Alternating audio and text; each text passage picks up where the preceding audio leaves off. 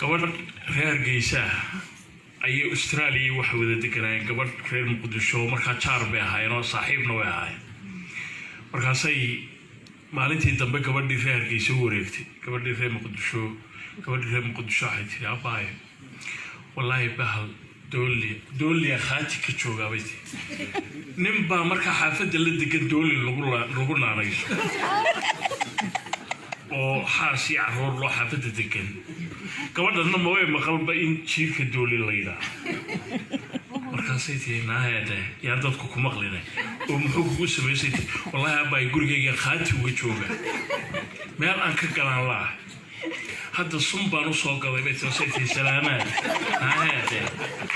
yaa dadku ku maqlay anigu ku maqlay dooli baad sumaynaysaa gabadhana way yaabantoon ninkii bay u haysataa jaarka ahaayeen tanina waxay ka hadlaysaa jiir markaasay tii abaay maxaa yeelaa gurigayga khaati uga jooga wallahi sunta halkan ay taalla markaasay tii nahay waxaad yeeshaa anigu ku maqlay yaa dadku ku maqlay adiguna dhagan hays gelini walaale waxaad yeeshaa ma tolkii u sheegtay markaasay tii adiga ma waarantay dooli ma tol qaba وسيتي عشان كل مقالة كبو حمد مركاسة waxay tiri midooda mawjud bay ka hadlaysaa markaasay taadiga ma jirantahay dooli ma tol qaba